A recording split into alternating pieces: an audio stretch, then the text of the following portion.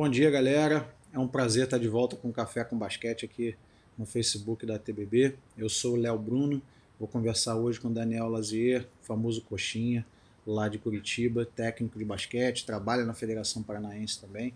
Ele vai contar muito da vida dele, da experiência dele em outros lugares do Brasil e a paixão pelo basquete, pela formação de atletas e tudo isso. Eu estou num cenário diferente, estou de volta ao Brasil, graças a Deus, estou sem mesa de escritório, sem nada, estou sentado no sofá para bater papo com meu amigo Daniel aqui e a gente vai tomar um café juntos e conversar bastante. Daniel, bom dia, tudo bem?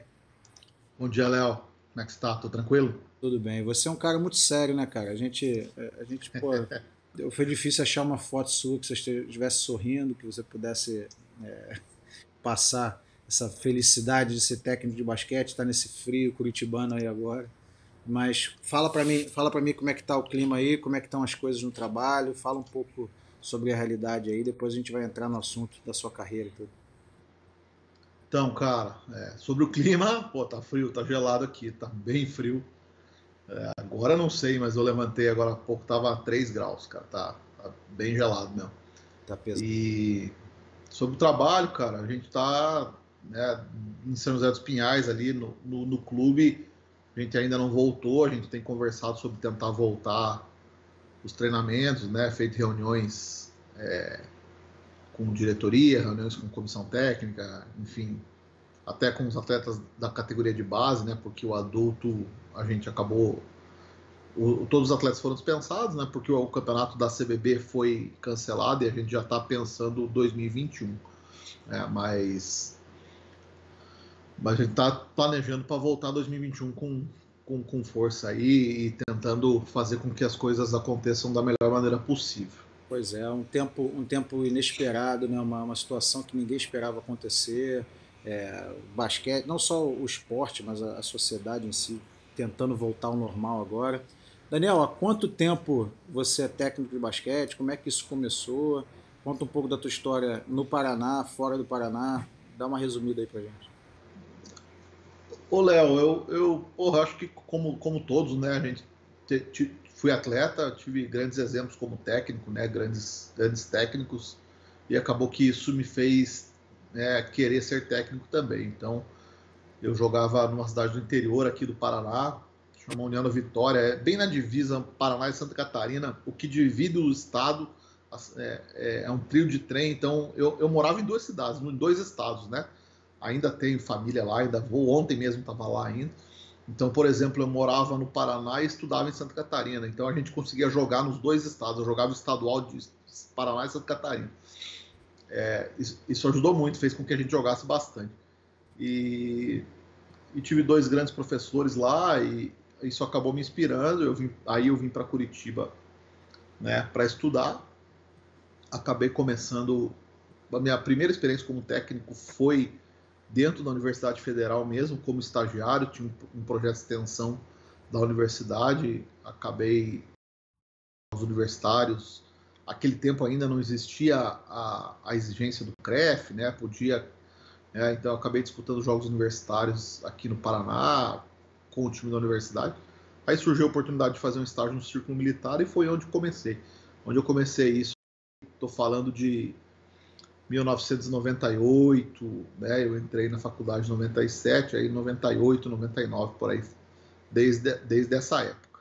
E muita experiência na base, no adulto. Conta como é que foi essa transição e hoje trabalhando na Federação Paranaense como diretor técnico. Isso, diretor técnico. Uhum. Conta um pouquinho dessa transição entre base, adulto, dirigente, ainda no adulto agora. Cara, a minha transição de base para o adulto foi muito bacana, porque eu tive a sorte de ter. Eu sempre trabalhei com categorias menores, com categorias pequenas aqui, sub-12, sub-13, sub-14, até sub-15. Aí quando comecei a ter um sub-19 mais forte, que esses meninos foram subindo, pô, e eram algumas categorias, algumas gerações boas que a gente tinha aqui no Paraná, que eu tinha aqui no Círculo Militar, e teve o surgimento da LDB, bem nessa época, entende? Então eu tive muita sorte nisso, Então, essa transição passando pela LDB para atleta é muito bom, mas para técnico também, né, cara? E veio a LDB com a liga lá, 2000 bem na e, época que a liga 2011 a conseguiu primeira, fazer né? algumas.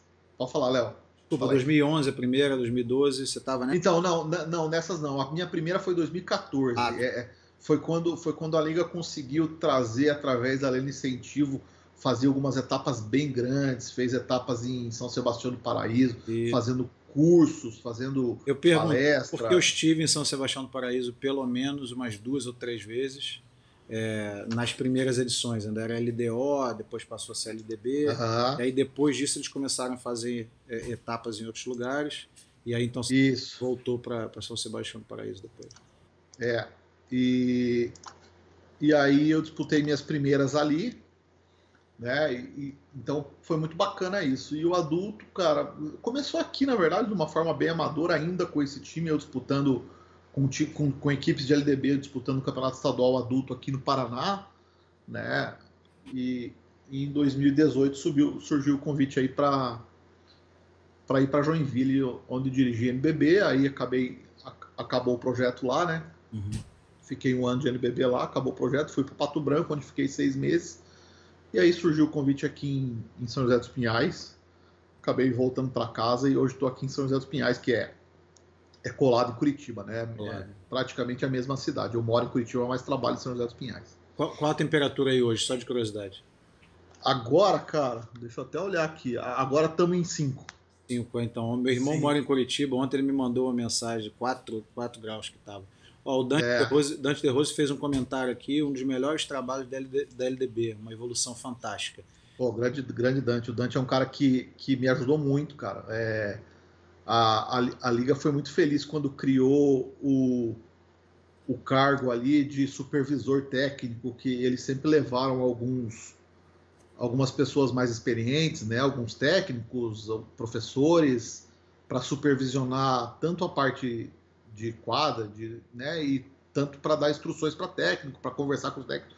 E o Dante foi um dos primeiros e sempre muito atencioso. Pô, o Dante me ajudou muito, muitas conversas, a gente conversava muito. O outro cara que me ajudou muito foi o Dedé. Nos últimos 2 anos aí a gente conversou bastante nas LDBs e eles faziam uma avaliação do jogo, enfim, uma avaliação da nossa atuação em geral dentro da LDB e dentro do jogo, né?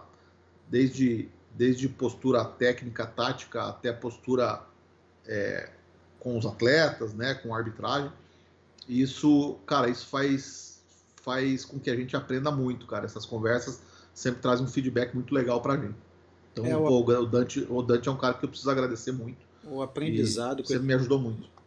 desculpa, ficou com atraso aqui, eu te cortei, coxinha, mas esse convívio com pessoas de outras gerações, acho que a LDB trouxe um pouquinho essa possibilidade.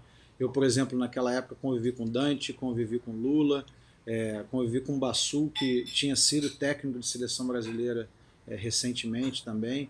E essa mescla entre a experiência desses que vieram como dirigentes, vieram como coordenadores e os técnicos que estavam vindo. Eu fui assistente do Paulo Chupeta na época, o Paulo Chupeta já era renomado, já tinha vencido 2 campeonatos nacionais com o Flamengo. Então, essa experiência que você está falando é muito, muito interessante mesmo e faz a gente crescer muito como técnico. Né? Com certeza, com certeza. Então, assim como eu já falei do Dante, vou lembrar de outros. O Cadum é um cara que sempre foi muito participativo ali na liga. Nas primeiras lá, eu me lembro do João Marcelo. Aí veio o Dedé, Léo Costa, o Rodrigo lá de Caxias. Muitos caras que a liga conseguia levar e fazer com que a gente trocasse ideia com eles. E isso era sensacional, tanto depois de jogo, antes de jogo, hotel. Então, isso, conversas informais, né? Fora os cursos, as palestras que a LDB, que a liga promovia, né? Então, como já falei, isso aí trazia um feedback muito bom para a gente, trazia um ganho de conhecimento muito legal para mim.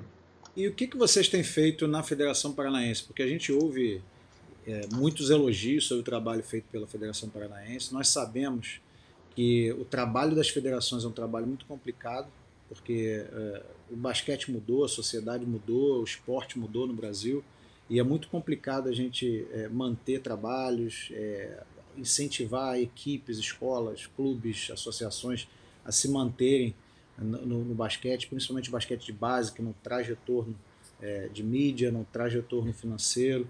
Como é que é o trabalho de vocês no dia a dia no Paraná e o que você acha que é o diferencial do Paraná hoje? O diferencial no Paraná é muito claro para mim, assim, é o envolvimento dos técnicos com tudo. Ontem mesmo à noite eu estava conversando com alguns técnicos do Brasil aí, a gente às vezes chama um Zoom e troca uma ideia informalmente, e explicando para os caras que a gente tem 3 polos aqui no Paraná, que é a região de Curitiba, né? Curitiba, São José dos Pinhais, Ponta Grossa, que aí a região de Londrina, Maringá, que é no norte do Paraná, aqui a gente está meio que na região do litoral, a gente está a 80 quilômetros do litoral. Londrina, Maringá, Camorão lá no norte, Cambé, que é uma cidade que faz um basquete de base muito forte, uma cidade pequena do lado de Londrina, que o basquete de base é muito bom. E a região oeste, sudoeste, lá perto de Foz, Iguaçu, Toledo, Marechal Cândido Rondon. Então é tudo muito longe. Então eu para jogar em Londrina eu tenho que andar 500 quilômetros, eu para jogar em Foz do Iguaçu eu tenho que jogar 600 quilômetros. E mesmo assim os técnicos se envolvem muito. Os técnicos trocam muita experiência, trocam muita ideia e existe um envolvimento muito grande dos técnicos dentro da federação. Né? Isso foi trazido já desde a gestão passada, quando o Amarildo era o presidente, e hoje com o Marival e com a Fabiola continua. Então a gente tem ali o Marival, que é o presidente, é técnico, a Fabiola, apesar de hoje estar só no nível escolar, ela é técnica, ela é vice-presidente, eu, diretor técnico, sou técnico, né? O Fábio Pelanda e o Cláudio Lisboa, que trabalham com as seleções técnicos. A gente hoje agora está montando um grupo de mini basquete também, eu e mais 3 técnicos. Então, assim, o envolvimento dos técnicos é muito grande e não é um envolvimento assim, vou pôr meu nome lá. Não, a turma se envolve mesmo e trabalha e está preocupada com a evolução e está preocupada com o desenvolvimento. E agora, esse ano, o que a pandemia trouxe de bom para a gente nisso é que a gente conseguiu e está dando tempo da gente sentar e planejar tudo isso. Né? A Fabiola tem feito até ela tem feito uma especialização em gestão esportiva e ela está puxando o carro, assim, vamos dizer, para fazer esse planejamento estratégico, pensar a longo prazo, né? Até tem um outro especialista que é o Luiz Haas, que hoje está em Portugal, ele tem colaborado muito com a gente em reuniões. Então a gente tem conseguido planejar muitas coisas com um pouco mais de tempo, sem precisar fazer as ações de uma forma imediata, né? Então, por exemplo, esse projeto do mini basquete que muitos viram aí, que a gente lançou na semana passada, vem sido pensado há 2, 3 meses atrás, e a primeira ação não tem jogo. A primeira ação é uma pesquisa para detectar onde tem mini basquete, onde não tem, as falhas, né? Onde a gente pode atuar, onde a federação poderia e conseguiria atuar para melhorar as situações. Então, para mim, o diferencial é, primeiro, o envolvimento dos técnicos e o segundo, a parte do planejamento que a gente está conseguindo fazer, a organização fora de quadra que a gente está conseguindo fazer. Isso é muito bacana. Isso é muito legal porque a gente vê o esporte evoluindo em termos de administração esportiva, gestão do esporte, gestão de marcas, aquela coisa toda.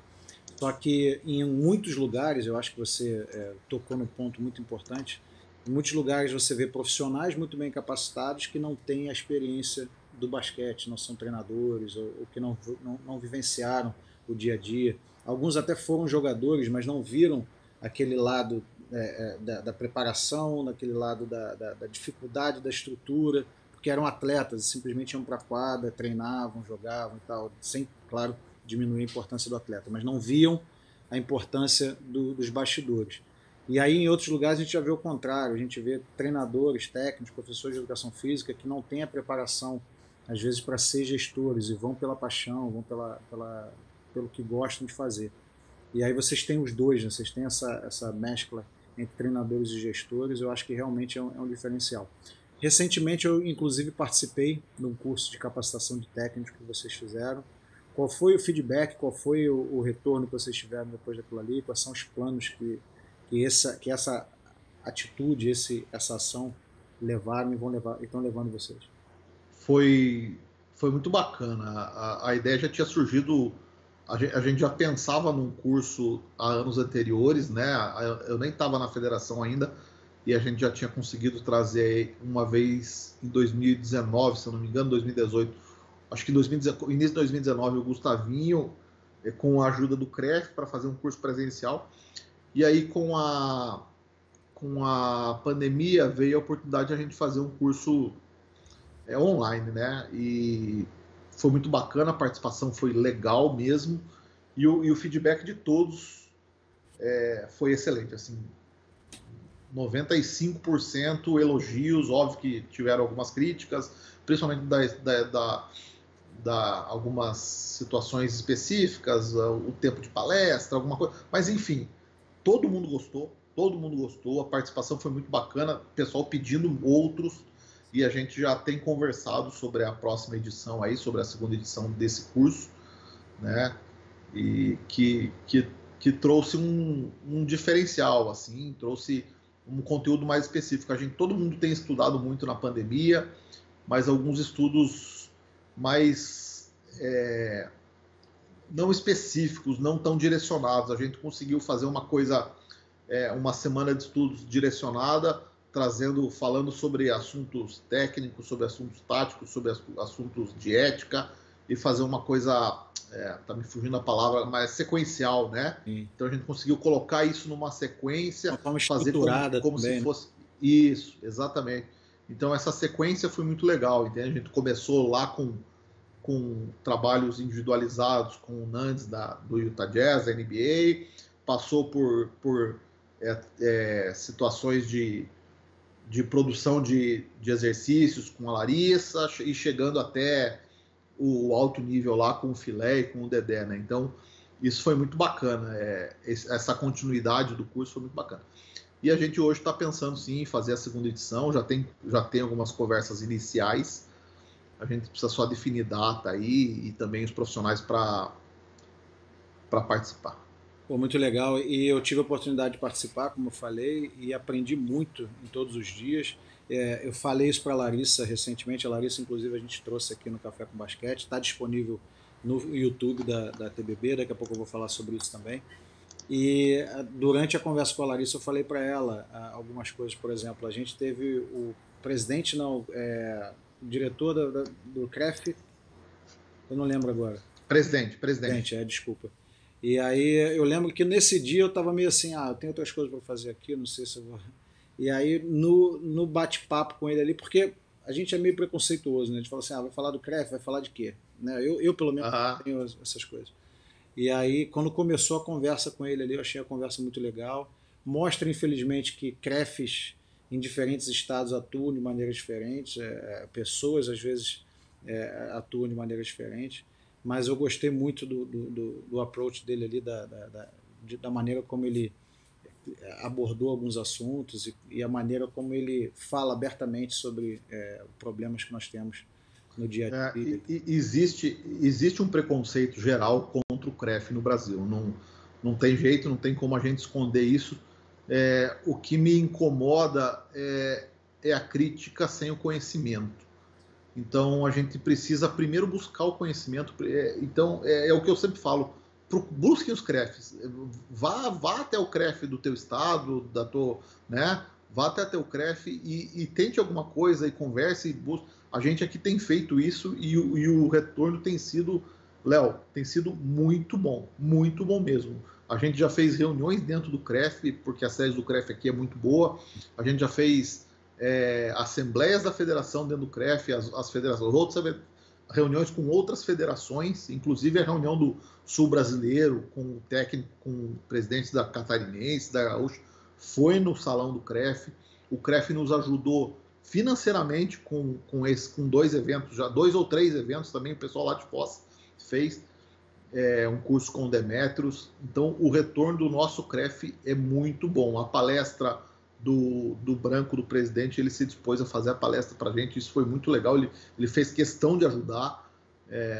Então, assim, a gente pode ter críticas, a gente tem que ter críticas, a gente tem que buscar a melhora sempre, mas a crítica sem buscar o conhecimento, sem saber o que está acontecendo, sem saber o que se passa dentro do CREF, e sem buscar isso, e sem ir atrás da... Né? Vá até o CREF, busque isso, cobre do CREF, né? Eles precisam ser cobrados, aí a gente vai conseguir fazer com que melhore. Né? Agora, só criticar não vai melhorar. A gente precisa criticar e cobrar. Cobrar lá, cobrar ações mesmo, que aí com certeza a coisa anda.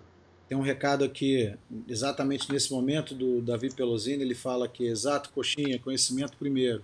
Obrigado pelo seu exemplo, sou seu fã, cara. Aí manda um abraço para mim também.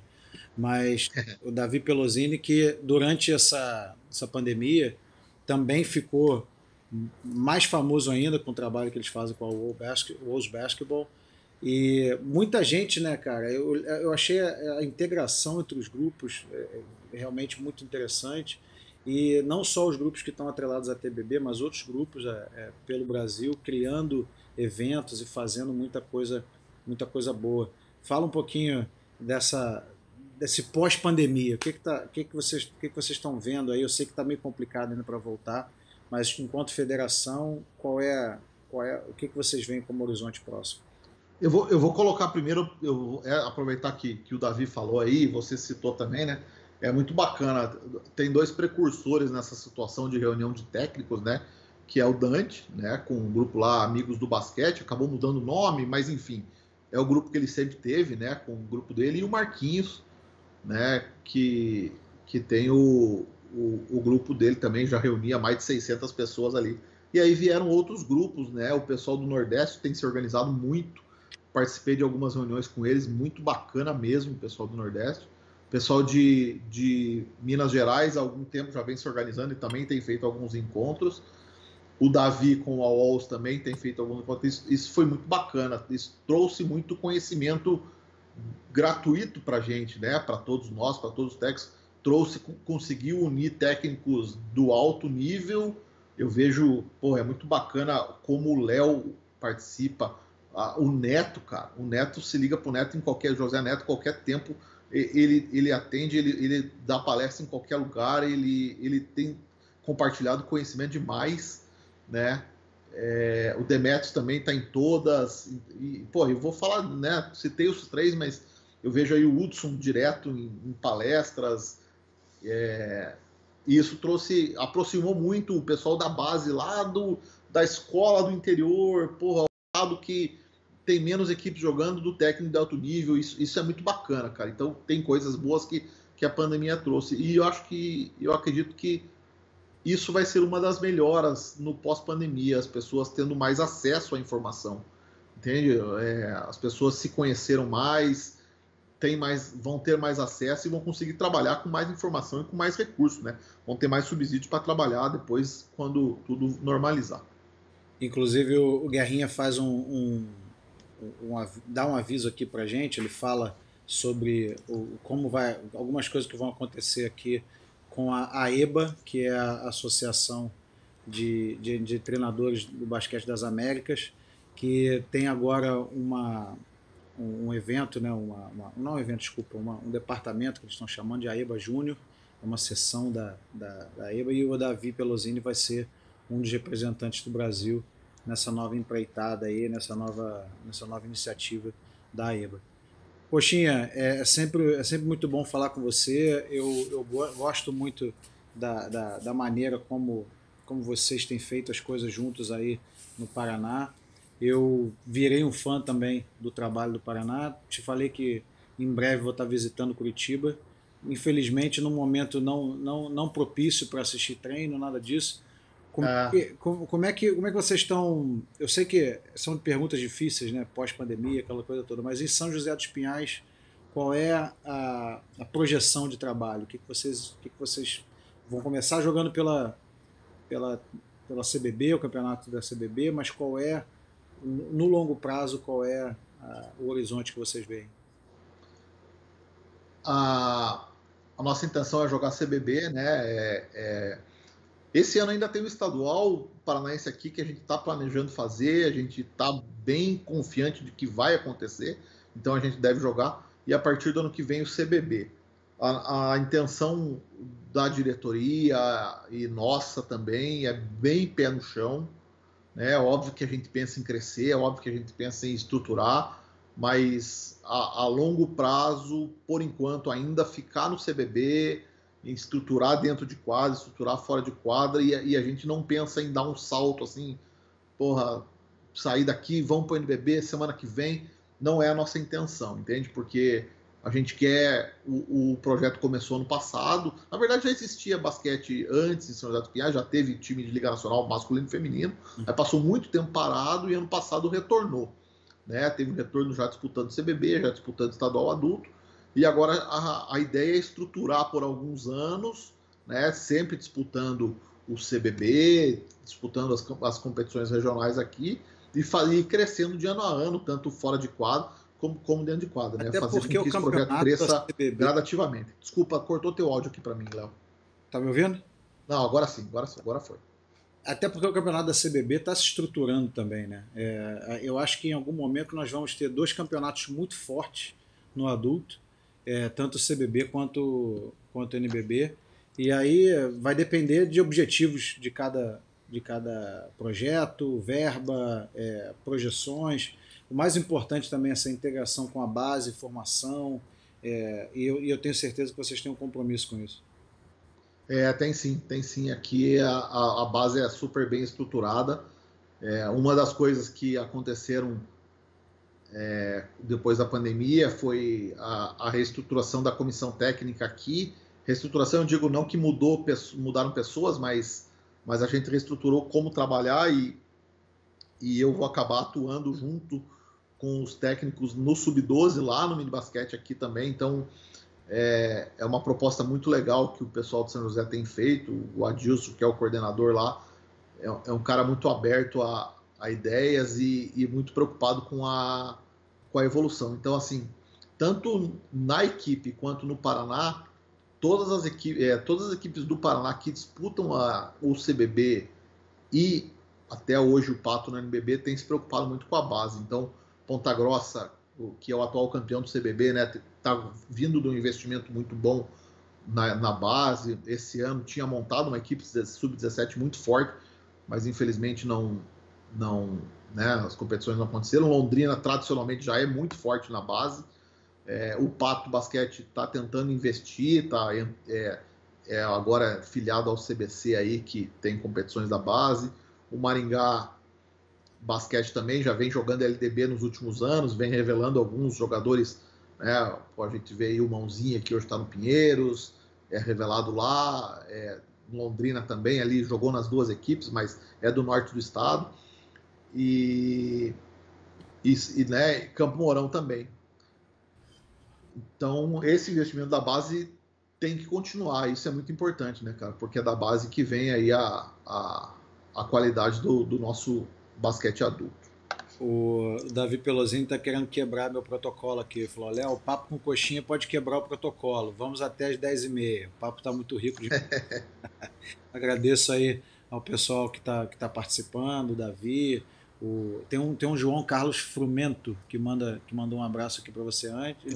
O Frumento é um grande amigo, ele é gestor aqui no Paraná, esteve como gestor do Clube Duque de Caxias, que é um clube novo aqui ainda, novo em termos de basquete, eu digo, mas tem feito um investimento que começou a partir dele, hoje ele não está mais lá, mas começou a partir dele, e ele foi o cara que começou o investimento nesse clube no basquete, e é um cara, um super incentivador do esporte aqui no Paraná. Um grande abraço, Frumento. Eu até te convido a dar uma olhada nos comentários depois. Ele fez um comentário maior aqui em termos de administração, fala um pouco de federação, CREF, CBB, essa coisa toda.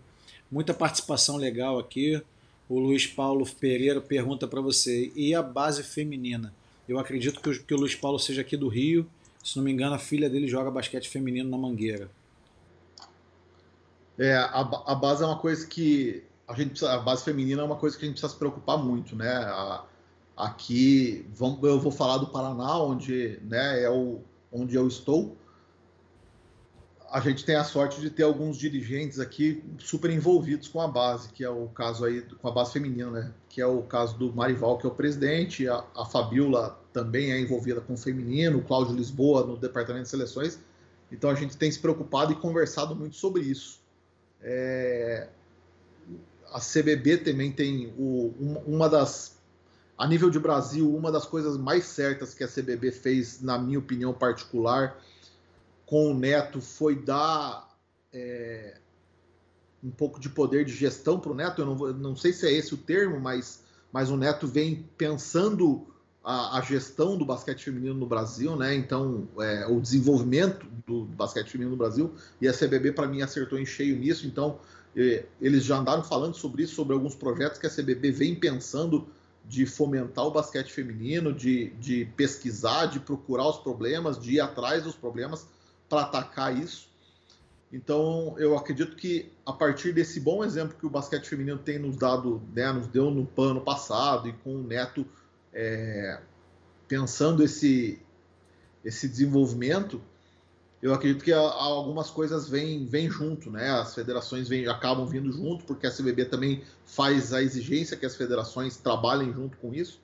Então, eu acredito que seja um momento legal do basquete feminino, da retomada do basquete feminino. Eu acredito bem nisso, entende? Apesar de eu nunca fui ligado ao basquete feminino, mas agora que eu estou como dirigente, eu vejo um momento muito propício para isso, como uma retomada desse investimento. Pessoas interessadas, pessoas conversando muito sobre isso, e a CBB tem aproveitado muito bem esse resultado legal que deu no PAN, né, para fomentar isso e fazer com que isso traga bons resultados. Eu vejo isso com bons olhos agora. Eu fui técnico de feminino e sei como que infelizmente é diferente mesmo, o interesse de clubes, interesse de investidores é diferente, a procura acaba sendo menor em alguns lugares, é uma das coisas que nós vamos discutir no próximo encontro entre a TBB e a ACEPA, que é uma associação de técnicos profissionais na Argentina. Nós vamos discutir o basquete feminino, inclusive a Arilza do São José e o Neto são os nossos convidados, com 2 técnicos argentinos também, Laura Kors e Eduardo Pinto, se não me engano. A gente fez esses acertos agora há pouco tempo. E assim como nós fizemos anteriormente, com o Mortari e o Elinho representando o Brasil, nós temos agora a Arilza e o Neto representando o Brasil, justamente para discutir algumas coisas. Uma das coisas que nós vamos discutir é a palavra não é captação, mas assim, como trazer mais atletas para o basquete feminino no Brasil, como, né, fazer a modalidade mais atrativa, criar incentivos para que as meninas joguem basquete, e essa transição também de base para o adulto, porque acaba sendo completamente diferente. Eu não gosto muito de falar isso porque é o mesmo esporte, mas quem trabalha no feminino sabe que é quase que uma causa diferente, né? Você defender o feminino e fazer o basquete feminino crescer. Então eu fico muito feliz que vocês tenham também essa preocupação na Federação do Paraná. Coxinha, a gente está se encaminhando para o final aqui, apesar do pedido do Davi.